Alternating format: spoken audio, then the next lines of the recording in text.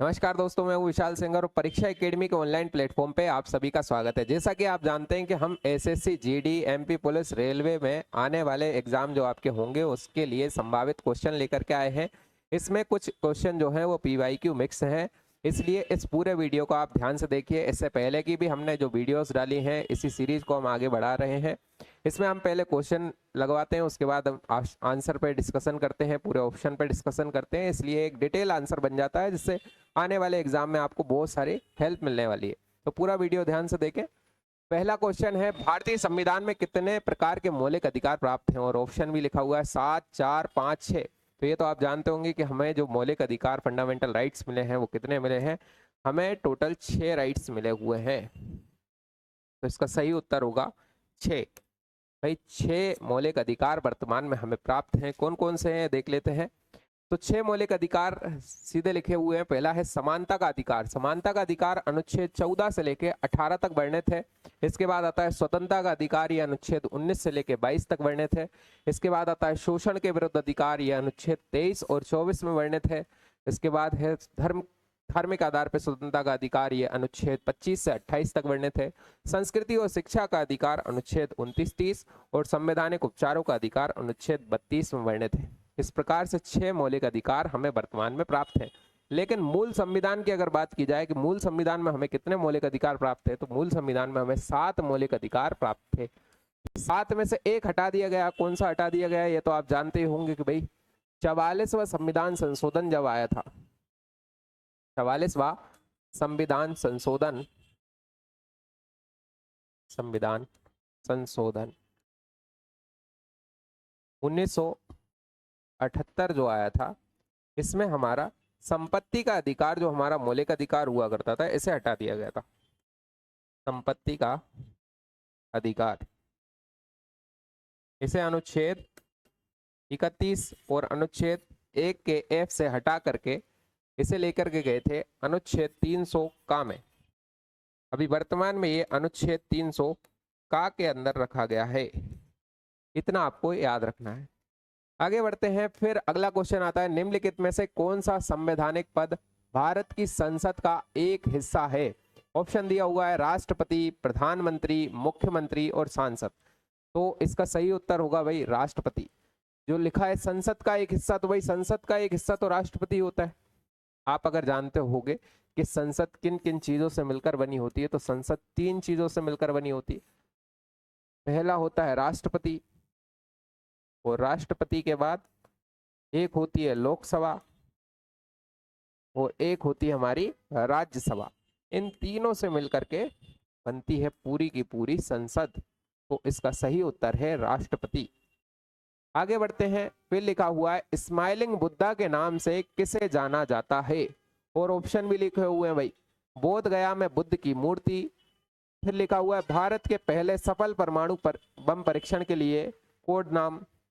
फिर लिखा हुआ है भारतीय नौसेना में शामिल एक जहाज। वो लिखा हुआ है चौथा ऑप्शन आपका, विस्थापित बौद्ध भिक्षुओं के लिए तैयार बस्तियां।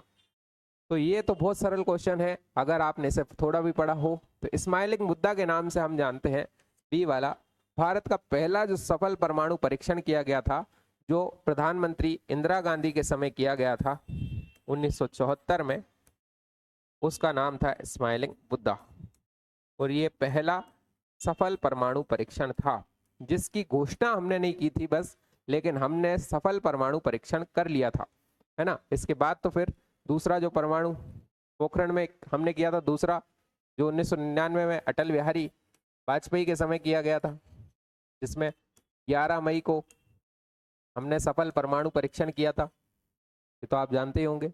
इस प्रकार से इस क्वेश्चन से हमें ये जानकारी मिल जाती है। स्माइलिंग बुद्धा इसलिए नाम रखा गया था, स्माइलिंग बुद्धा का मतलब बुद्ध मुस्कुरा रहे हैं, ये बात हमने पूरी दुनिया को कहा था। तो इस तरीके से हमने अपने ऑपरेशन को अंजाम दिया था। आगे बढ़ते हैं। फिर लिखा हुआ है अशोक चक्र में कितनी तीलियां होती हैं? ऑप्शन में लिखा हुआ है 24, 26, 12, 18। इस तरीके के क्वेश्चन आते हैं भाई। अशोक चक्र में टोटल 24 तीलियां होती हैं। अशोक चक्र जो हमने अशोक स्तंभ लिया है सारनाथ का, उस अशोक स्तंभ से जो हमें अशोक चक्र मिलता है, उस अशोक चक्र का उल्लेख हमारे भारतीय ध्वज में भी है। अशोक चक्र, उस चक्र में कितनी तीलियां हैं भाई? तो 24 तीलियां हैं और ये 24 तीलियां न्याय का प्रतीक हैं, धर्म का प्रतीक हैं, गति का प्रतीक हैं।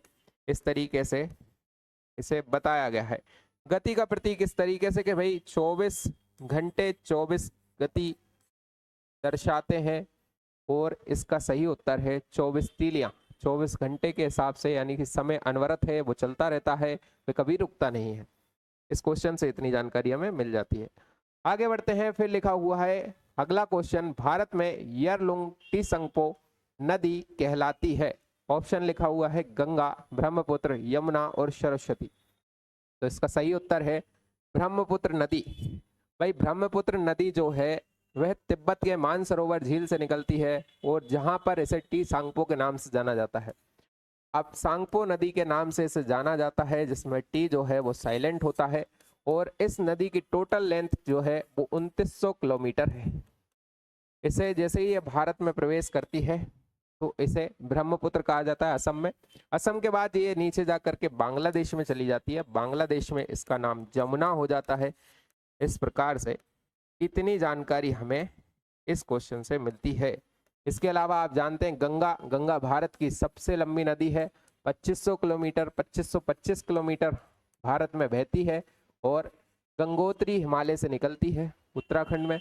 उसके बाद यमुना यमुनोत्री से निकलती है और सरस्वती एक लुप्त प्राय नदी है जो कि पहले हुआ करती थी, अब ये देखने को नहीं मिलती। ये देखने को कहाँ मिलती है? तो भाई ये इलाहाबाद प्रयागराज में देखने को मिलती है, गंगा जमुना सरस्वती के संगम में, प्रयागराज में। ठीक है, आगे बढ़ते हैं। फिर लिखा हुआ है निम्नलिखित में से किस पदार्थ की कमी के कारण बेरी रोग होता है? और ऑप्शन दिए हुए हैं vitamin B1, protein, vitamin C और वसा।